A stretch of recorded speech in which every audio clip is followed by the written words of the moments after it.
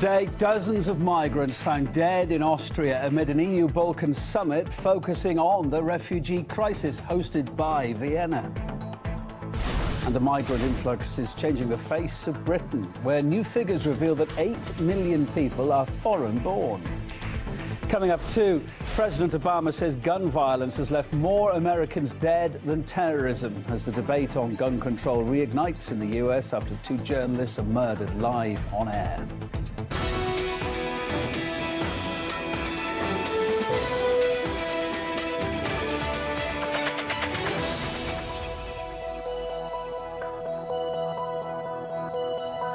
Live from RT International HQ here in Moscow. It's Kevin Owen with you this hour. Thanks for your company. Just turned 5 p.m. now, and starting with that news today that the bodies of dozens of migrants have been discovered in a lorry in eastern Austria, close to the Hungarian border. Here's RT's Lizzie Phelan.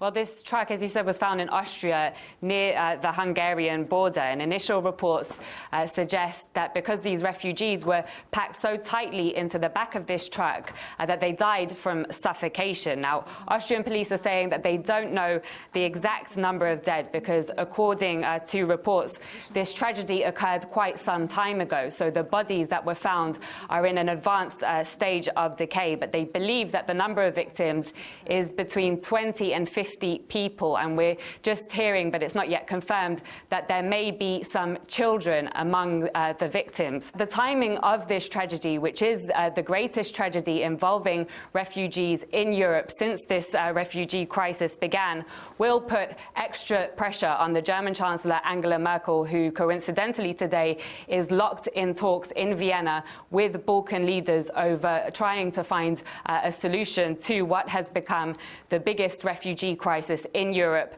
since World War II, with hundreds of thousands of people continuing to flee from places like the Middle East through Turkey, Greece, and the Balkans before they reach the European Union. But so far, it looks as though European Union leaders are a long way from finding a solution to this crisis. In fact, all we seem to be seeing in terms of measures being taken is fences being erected, armies being deployed at borders between European Union states. In fact, just yesterday we heard the Austrian foreign minister call for more border controls if no solution to this crisis is found soon. Ich glaube, solche Diskussionen werden kommen, wenn es keine gesamteuropäische Lösung gibt, verbunden natürlich mit wesentlich intensiveren Grenzkontrollen. So far, all of these measures have proved to be ineffective, and indeed the crisis continues to worsen.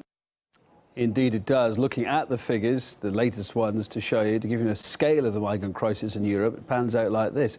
More than 2,000 people crossed into the EU from Serbia on Monday alone. Up to 3,000 migrants arrive daily at the Greek-Macedonian border. Over 6,000 have been rescued in the Mediterranean Sea in recent days. Let's bring an independent political analyst, Dan Glazebrook, now to get his thoughts on it.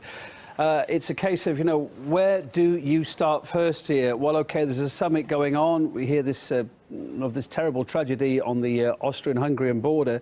European countries, though, simply individually putting up walls. I mean, the whole idea of Europe's being knocked apart by this. And are walls the way forward?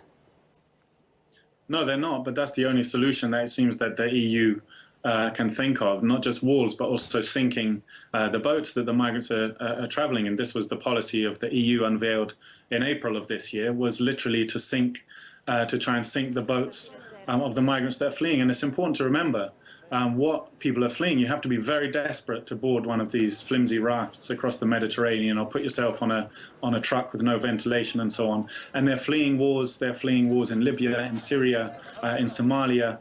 These are desperate people. Sometimes people kind of have this idea that they're economic migrants.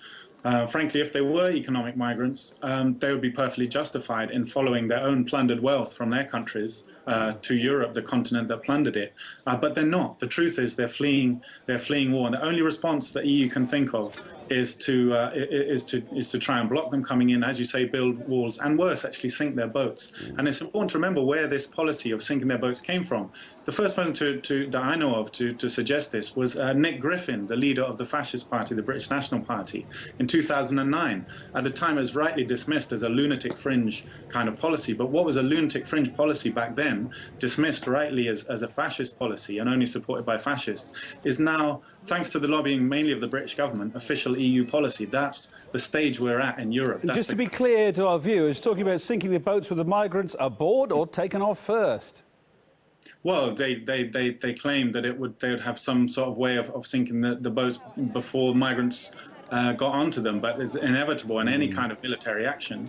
There are always going to be fatalities, and frankly, the mechanics of it are going to be very difficult. It's going to be very difficult for them to identify what are smuggling boats and what are not, because the situation on the ground is that it's often fishing boats that are used as fishing boats that will then sometimes do a voyage to take people out to the rafts, and they'll be transferred onto the rafts a few miles out from the coast and so on. So the reality is a messy policy, but the idea is to sink their boats, prevent them from leaving, force them to stay in those war-torn countries. And let's remember that Europe it was a major player in setting fire to the Middle East and setting fire to Libya and Syria and creating those wars in the first place. So why aren't we hearing more? I asked this to our last guest. Why aren't we hearing more from the US about how to deal with this huge problem that Europe's got on its plate now?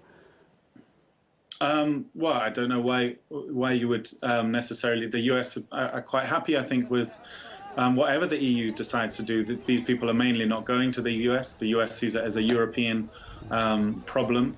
Even though it was their interventions, joined by Europe in many cases, but it was their interventions that kicked all this off in the first place. Yeah, absolutely, it was, and Europe's kind of, definitely created this problem in alliance with the US. But we shouldn't forget that for the war on Libya, which is one of the major causes of this refugee crisis, was the first statesman to call for that war openly was David Cameron, and initially Obama actually poured cold water on the idea of it. He had to be kind of arm twisted by other people in his own government and the Europeans before he actually did it. We're talking about putting up the walls here, Dan, and ripping apart the whole idea of the EU. It's actually pitting countries against countries as well, isn't it, within the EU? And that's only going to get worse, I suppose.